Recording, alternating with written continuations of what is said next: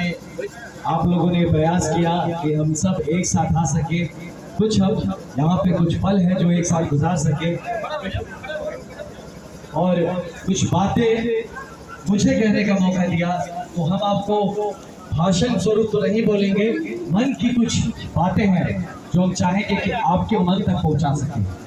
तो अभी हीरो भाई ने बहुत ही उच्च कोटि के शब्द और ऐसे वाक्य मेरे लिए प्रयोग किए, इसके लिए आपके लिए बहुत धन्यवाद। और पूरा प्रयास रहेगा कि आपके हर शब्द पे खरा उतरो। ये पूरा प्रयास रहेगा कि मेरी जितनी भी काबिलियत है, जितनी भी बुद्धि है, जो भी संसाधन है, सब लगाकर इस जगह को, अपने बक्सर को एक आदर्श क्षेत्र में हम लोग बदल सकें। मेरा आईपीएस छोड़ना सिर्फ एक नौकरी छोड़ना नहीं। बहुत लोग बोलते हैं कि भैया नौकरी छोड़ के आए। हम आपको अपने दिल की बात बताते हैं, हम अपना सपना छोड़ के आए। और मेरा सपना था आईपीएस बनना, हमेशा से, बचपन से।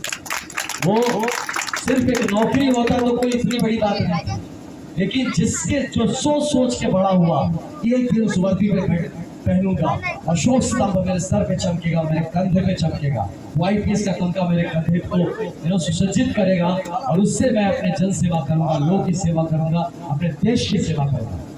लेकिन ये करते वक्त जब भी अपने वापस घर, परिवार, समाज में आता हुआ वापस, तो देखता हूँ कि मुझसे बेहतर यहाँ पे भाई थे, मुझसे ज्यादा अच्छे लोग थे, लेकिन अवसर की कमी के कारण या भ्रष्टाचार के कारण, चाहे किसी न किसी इस जीवन के मजबूरी के कारण, उसका व्यक्तित्व खुल के उभर नहीं पाया, उसको मौका नहीं मिल पाया कि उसकी जो काबिलियत है, उस काबिलियत के हिसाब से उसको समाज में, उसको करियर में जगह मिल पाए। तो ये रास्ता कौन खोलेगा, कौन बताएगा? कौन है जो वो नींव का ईंट बनने को तैयार है? कौन है जो उस धरातल को बनाने को तैयार है, जिसके दम पे हमारी ये जो युवा पीढ़ी है, या आने वाले जो छोटे बच्चे हैं, इनकी पीढ़ियों को वो ना सहना पड़े जो आप लोगों ने, हमारे बुजुर्गों ने सहा, जो हम लोगों ने सहा।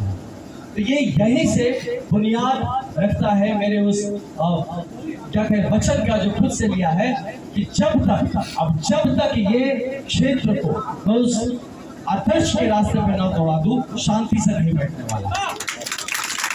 तो यहाँ मैं आपको बताऊं, यहाँ में किसी तरह से लोग कहते हैं बक्सर में चुनाव लड़ना है आपको, हम बोले नहीं, बक्सर में चुनाव नहीं लड़ना है, बक्सर के लिए चुनाव लड़ना है।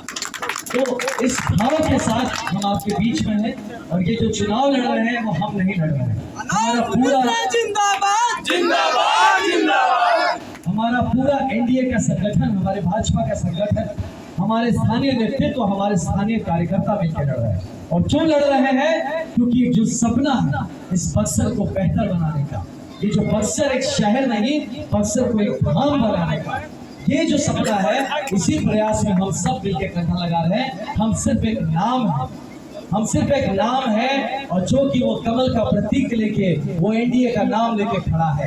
ये चुनाव आप लड़ रहे हैं, चुनाव हर वो कार्यकर्ता लड़ रहा है, हर वो बक्सर वासी लड़ रहा है, हर वो इंसान लड़ रहा है जिसके मन में बक्सर के लिए प्रेम है, जिसके मन में वो सपना है कि अपने क्षेत्र को हम सबसे आगे बढ़ा के दिखाएंगे, और हर उस आदमी को जवाब देंगे जो कहता है कि भैया कुछ वो कल इतना बदल, इतना आसान नहीं है। बहुत आदमी आए और चले गए, आप भी आए हैं, आप भी देख लीजिए। इस सब बातों को हमें झूठा सिद्ध करना है, इन सब बातों को छोटा सिद्ध करना है। यही प्रश्न मेरे सामने था जब मैं एक जिला धुबरी था, वहां का जब एसपी बना, तो वो एकदम बांग्लादेश का पूरा बॉर्डर था, वहां पे स्मगलिंग, मतलब गौ तस्करी, उसके बाद ड्रग्स का व्यापार, और हर तरह का गलत और गंदा काम वहां पे होता था। लोग कहते थे कि ये जगह बड़े बड़े सुरमा आए चले गए, अपना अपना पेट भरे निकल लिए, भैया ये जगह वैसा का वैसा है। आप भी आए हैं, ठीक है, सुने हैं आप, अच्छा काम किए, लेकिन ये जगह को आप नहीं बदल पाएंगे, ये जगह आपको बदल देगा। ये सोच के मैं वहां, हमको जब ज्वाइन किया तो ये सब सुनने को मिला। 3 महीना बस मुझे 3 महीने वक्त लगे, और वहीं के लोग बोले थे कि भैया ये 3 महीने बाद ये जनवरी का धुबरी और ये मार्च का धुबरी तो समझ में नहीं आ रहा, ये इतना बदलाव कैसे हो गया, सब कुछ व्यवस्थित कैसे हो गया, ये कानून व्यवस्था इतना अच्छा कैसे हो गया, ये जाम लगते थे वो कहाँ चला गया, यहाँ जो लोगों के मन में डर था वो कहाँ गया। हमारे व्यापारी साथी डरते थे, माफियाओं से डरते थे, गुंडों से डरते थे, वो आज इत्मीनान से अपना काम कर रहे हैं, बिजनेस बढ़ रहा है, इन्वेस्टमेंट आ रही है। हो कैसे रहा है? सिर्फ इसलिए हुआ कि वहां एक आपके बक्सर का एक बिहार का लड़का गया जिसने प्रण लिया कि मेरे भारत का एक हिस्सा है, मैं बिहार से हूँ, बक्सर से हूँ, ये तो है ही, लेकिन हर वो कोना जो मेरे देश का है उसको ठीक करने को, उसको बेहतर करने की जिम्मेदारी हमारी। और उस जिम्मेदारी को मैं जब बखूबी निभाया, और वैसे कम से कम 5 जिले का मैं एसएसपी रहा हूँ, 5 जिलों को इसी तर्ज पे जब बढ़ाया। जब मैं बक्सर आके मुझे किसी ने कहा कि भाई बहुत चेष्टा कैले बा, भाई तनी मुनी कैले हा, बहुत तनी प्रयास करे, लेकिन मोटा हुए रह गए, ज्यादा बदलाव नहीं किया। तो हर ये चैलेंज को मैंने दिया है, और ये चैलेंज मैं आपको वचन देता हूँ, इस बात का वचन देता हूँ कि भाई 3 महीने, इस 3 महीने में अगर इस बक्सर की अपनी प्रकृति ना बदल गई, ये बक्सर का जो भाव ना बदल गया, तो आपको जिंदाबाद जिंदाबाद जिंदाबाद जिंदाबाद। और ये जो हर बार आप नारा मेरे नाम का लगा रहे हैं, यकीन मानिए हर एक बार वो मेरे सर पे आप 10 किलो की जिम्मेदारी डाल रहे हैं। हर बार उसको मैं जिम्मेदारी के रूप में ले रहा हूँ।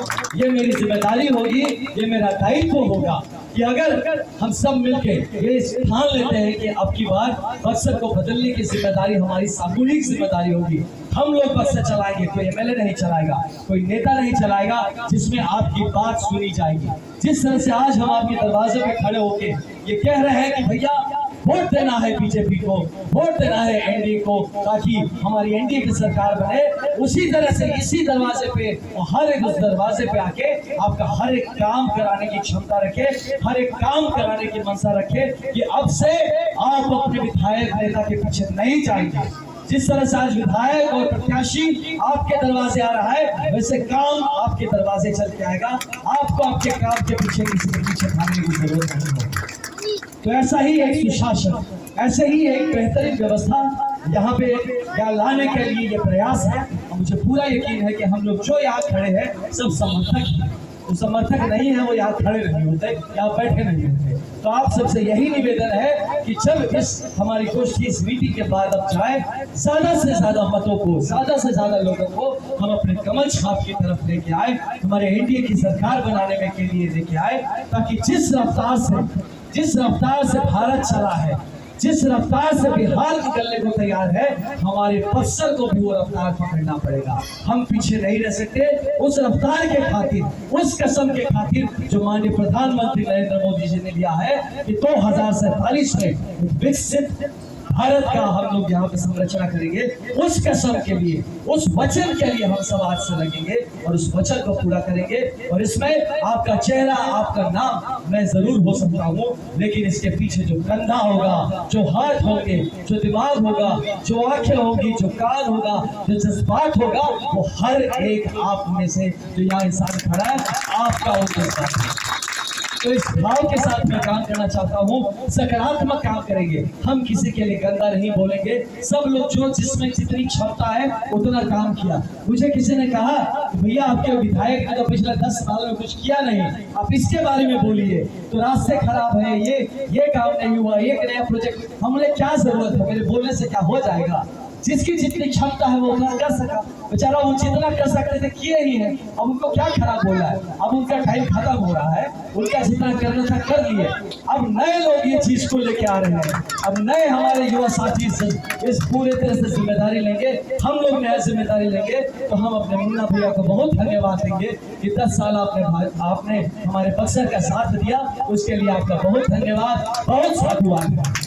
लेकिन अब हम यहाँ से बक्सर की कमान, हम सारे युवा साथी, हमारे जितने अग्रज हैं, हमारे बुजुर्ग हैं, यहाँ से अब ये कमान हम लोग लेके चलेंगे, ताकि हमारी जो बिटिया है ये अगले 10 साल में जब बड़ी होगी तो इसको जो बक्सर मिलेगा वो हमारे बक्सर से 10 गुना नहीं 100 गुना बेहतर मिलेगा। तो इस बिटिया के लिए, इस बच्चे के लिए, इनके लिए हम बेहतर बना के देंगे। लोग कहते हैं कि बक्सर को बनारस बना देना चाहिए या बक्सर को कुछ और बना देना चाहिए। हमारा ये हर बार कहना है कि बक्सर को हम बक्सर ही बनाएंगे, बक्सर के परिचय को खत्म नहीं करेंगे, बक्सर के परिचय को महान बनाएंगे। बक्सर शहर नहीं कहलाएगा, बक्सर धाम कहलाएगा। तो इसी के साथ आप सबसे निवेदन है बिल्कुल हम वार्ड पार्षद साहब हैं, तो वार्ड पार्षद साहब का बहुत ही यहाँ पे